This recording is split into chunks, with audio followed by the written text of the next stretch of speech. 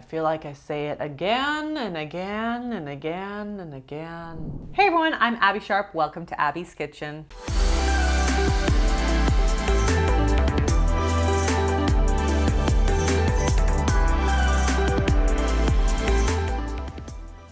Today's video is sponsored by Built Bar, and we'll be revisiting fitness influencer Daisy Keech. But first, let me tell you about my sponsor, Built Bar. It is snack time o'clock in my house, and I am très excited. For my non-francophones, très means very in French. I know, super sophisticated, but I am très excited today because it is a Built Bar Puff Day, and these things give me life. I don't even know where we're gonna go. Churro, banana cream pie.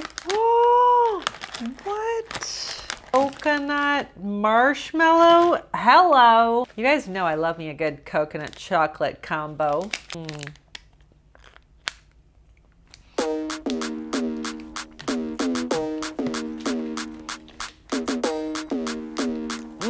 She good. These taste like the chocolate covered marshmallows that I used to get for like Easter in my chocolate hunt, but with protein. Adult Easter hunt. And if you really want to make your day, you like pair this with some oatmeal or fruit and you will love your life.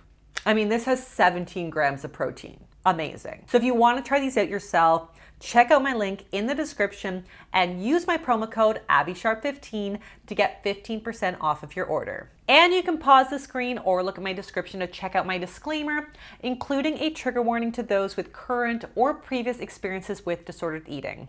So as always, feel free to skip this video if it's not supportive to your journey. And if you are not already subscribed, hit that subscribe button and follow me on TikTok and Instagram at Abby's Kitchen. So if you missed my previous review of Daisy, you can check that out right here. But today you'll be taking a look at what she eats in a day to build her booty. So without further ado, let's jump in. At first it kind of like eating sourdough didn't really feel right to me, but then I'm like, well, if I'm gonna work out, these carbs are gonna go to my workout. It's going to go to fuel my body so I have energy.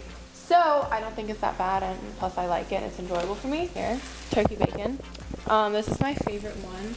It's just from Whole Foods. All together. I couldn't help but take a bite of my avocado toast. So basically same as last time, but with a little more carbs from the fruit, which I am relieved to see since my feedback from the previous review was to add more morning carbs to help fuel her workout. So this time we've got carbs in the fruit plus bread, healthy fats from the avocado, and a little protein in the bacon, and a little in the sourdough as well. Obviously, I'm relieved she's open to eating like a slice of bread, but I am not into the message that carbs are not that bad or okay because they are going towards her workout. Folks, food never needs to be earned in exercise, even if you've just been like laying in bed watching my videos all day. And sourdough bread specifically is such a nutritious powerhouse since the fermentation process reduces the anti-nutrient content by 24 to 50%. So nutrients become even easier to absorb. And if she likes it, which she says she does, it needs zero justification for its consumption. I also want to reiterate the comment I previously made about her uncured turkey bacon, since I guess this is still a staple in her diet. Even though the label says nitrate free, it still technically contains nitrates via natural curing agents like celery powder, and the verdict is still out on whether or not natural versus synthetic nitrates have a different effect on the body. Most experts suspect that it's virtually the same. But what we do know is that we don't have as strict limits on maximums or caps on natural nitrates like we do for synthetic ones. So it is actually possible that you could get more nitrates from nitrate-free products than the OG. So my hot take here is to enjoy sources of nitrates in ultra-processed foods like bacon in moderation, regardless of whether they're made with synthetic or natural nitrates. Even healthy foods can become unhealthy in excess. Focusing on diet variety is the easiest, most surefire way to ensure that you're meeting your nutrient needs and not inadvertently overdoing it on a food component that in excess could potentially cause harm. It's like this. Laird's Vanilla Superfood Creamer. So you guys know I don't usually comment on coffee. You drink it how you like it, but I was intrigued by the claims of this creamer. So this Laird brand almond milk contains chaga mushroom extract and lion's mane extract, which likely accounts for its superfood marketing. Lion's mane and chaga mushrooms are loaded with antioxidants, and some research has shown that they may have some anti-inflammatory benefits. There's also research suggesting that lion's mane specifically may also have some brain boosting benefits by kind of helping protect against anxiety, depression, and Alzheimer's. However, the majority of the research we have on these mushroom extracts have only been done on rats, and also in much higher quantities than would ever be present in like a splash of creamer, especially since, surprise, surprise, they don't even list how much you actually get. All we know is that they're one of the last ingredients on the list, which means they're present in the smallest amounts by weight. A mushroom could technically fart on this almond milk and we could call it a superfood. And that's probably all you'd want it to do if you're not a fan of like mushroom scented coffee. But bottom line, we definitely need more human research to get a better understanding of these health benefits and the clinically effective dose. So while technically you may be getting a little antioxidant action in this product, you're probably getting a much greater antioxidant boost from the coffee itself. So it's actually the next morning now. Let me just explain myself a little bit. Yesterday I ended up having some last minute meetings for this brand that I'm starting. So work comes first. I needed to get all that done. So I didn't have time to work out. But right now I only have an hour before I need to start working out. So I'm just doing some quick carbs right here. This is mush honey nut oats. I maybe eat this like one time a week, or if I need to work out. So because Daisy only has like an hour before her workout, a smaller sized meal or snack is ideal to prevent her from feeling uncomfortable or having indigestion during her workout, but still giving her a little bit of fuel. So a little oatmeal bowl is a great option, but depending on the intensity, a lot of folks might need a little bit more. Most sports nutrition experts will suggest about 1 to 4 grams of carbs per kilo of body weight for an optimal pre-workout meal. So for someone like Daisy, this carb range would likely be around 58 to 232 grams of carbs, with more intense and lengthy training sessions requiring carbs on the upper end of this range. But seeing as Daisy is doing a less intense strength session, something around the 60 gram mark would likely suffice. And this could easily be met by adding some banana, raisins, or berries on top of her oats. I mean, it really doesn't need to be complicated. And yeah, I think it's really important to get your carbs in before your workout and then right after your workout. So that's usually what I do. I'll only have like 2 meals that have carbs in it during the day, and then my other meal won't usually have a carb in it. Sometimes it will, just depends how I'm feeling, because the most important thing is really just to listen to your body. If I feel like I'm lacking energy and I feel like I need that carb, then I'll add it to my third meal. And I've noticed that really helps with just keeping myself lean, but also having the ability to grow muscle, because it's a very tricky game when it comes to staying lean and growing muscle at the same time. Lots to unpack here.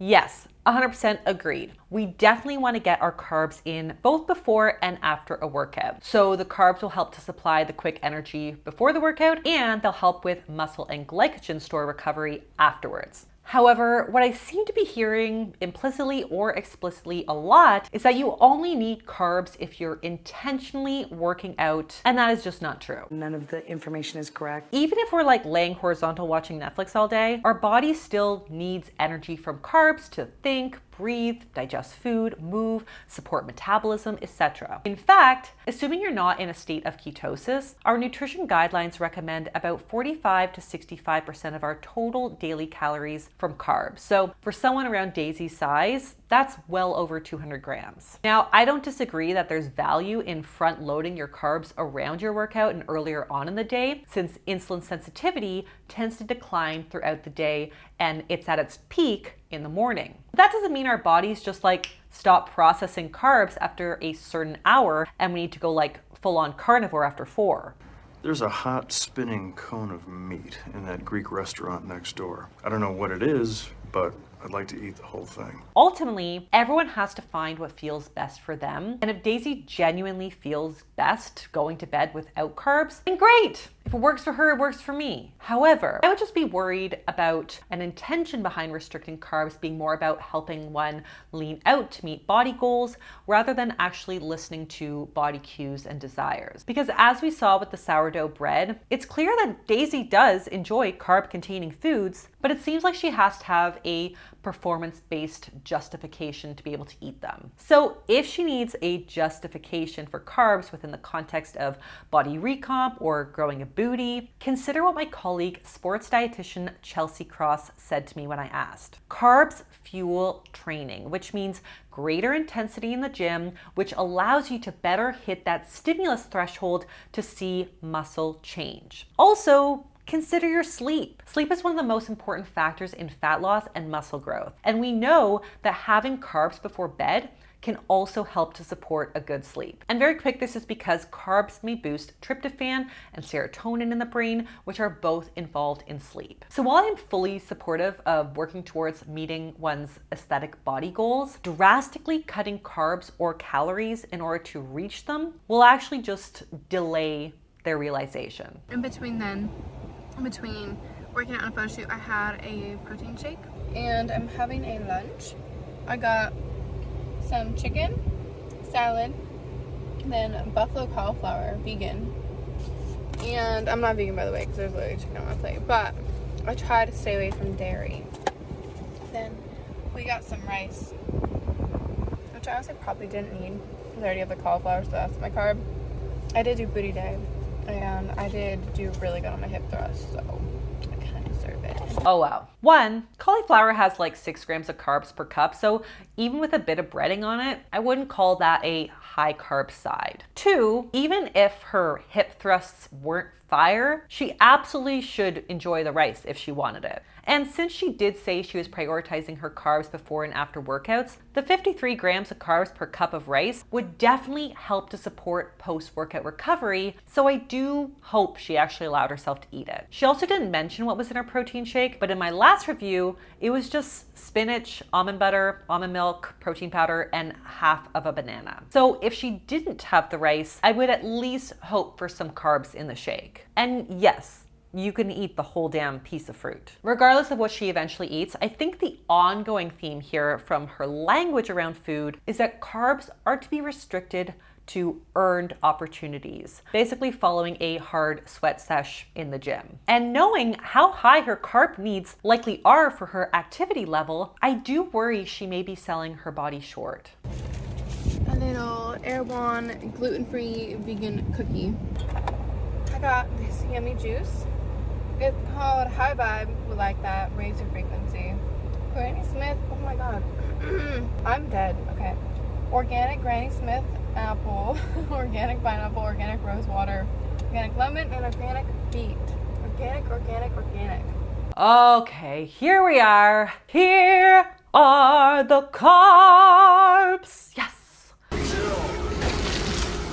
Your girl can chill out now. We good. Hey, if you'd rather get your carbs from cookies and juice rather than like savory rice, all good. You do you. I just think it's interesting that she demonized the rice, which has like 53 grams of carbs, but we didn't hear that kind of shade about the health washed, vegan, gluten-free, and organic carbs from the bougie LA grocer, even though together they probably had a lot more sugar and carbs. PSA, organic cookies and cold pressed juice are carbs, not unlike rice, but they're just kind of packaged up with a better PR team. Honestly, I'm just relieved we got carbs without any commentary, but I just wanted to point out the irony of which types of foods get shamed. I've been a little bit of a spoiled brat with my water, and I've only been drinking alkaline water like when I have the option. Obviously, like when I go to the grocery store, I'll buy alkaline water because it's just better for your body, and it's better to keep your body at a higher level of alkalinity, if that makes sense, because it just helps fight off diseases and viral infections. There's just been a lot of not like studies, but kind of studies. Like there's been a lot of people that have tested it on other people and that like had some sort of disease or some sort of chronic something, and it's helped them. Oh gosh. not the alkaline water. Like, have we not done this to death? Okay, very fast. Can what you eat or drink change the pH of your body? No, it cannot. Period. Our body pH is very tightly regulated. In fact, you wouldn't want your body to be more alkaline because you actually probably would die. So what does alkaline water do exactly? Well, one small lab study suggested that alkaline water might help prevent acid reflux by deactivating the stomach enzyme pepsin. But on the other hand though, if you're not actively struggling with acid reflux, too much alkaline water might lower stomach acidity, which is also not ideal either, as stomach acid is important for digestion and eliminating bacteria. As for Daisy's claim about kinda studies showing that alkaline water helps to fight off diseases and viral infections, kinda was the first red flag. But yeah, I call pseudoscience on this one. We really don't have any legitimate evidence to support these claims at all. The most that alkaline water can really do is potentially make your urine more alkaline, and we actually wouldn't really want that either, as our urinary tract prefers an acidic environment. So when things teeter over into like the more alkaline territory, it can allow bacteria to thrive, which increases the risk of bacterial infections like UTIs. So overdoing it on the alkaline water is essentially just creating more expensive and potentially painfully infected pee. Damn, okay. But is water in general good for the body? Yeah, 100%. Does water intake fight off diseases and viral infections? Well, I mean, a hydrated body technically supports immunity by helping to eliminate bacteria and toxins from the body, but it's certainly not a quick fix for disease prevention or management. They're gonna hate me, but I forgot to film my dinner last night. We made chicken, rice. We literally just did like the easiest dinner ever because we were both tired and didn't feel like making a whole ass meal. And then we just did microwavable rice, which usually I don't like to do that, but you know how it is when you're just tired. And the salad, we get this salad mix from Whole Foods. It's called sweet kale mix or something like that. And it's my favorite. It's so good. And then I'll do like a honey ginger vinaigrette, and then I'll add some raisins and some cashews to it. I love a good quickie meal like this. You got your veg and your fiber from the salad kit with some cashews on top for healthy fats. You got your carbs from the microwavable rice and some protein from the chicken. And if you just can't be bothered to like thaw and cook your chicken, you could even pick up a rotisserie chicken and call it a day. This sounds awesome, and I love that despite all the carb hate all day, the girl ate some carbs. So we love a happy ending with food. So before I give you my summarizing thoughts, I want to address the title of this video and whether or not what you eat can directly result in a booty. The short answer is obviously no. Growing the glute muscles, aka the booty, requires eating enough to fuel muscle growth, which requires a stimulus threshold to be met. Eating enough is arguably more important than the specifics of what, but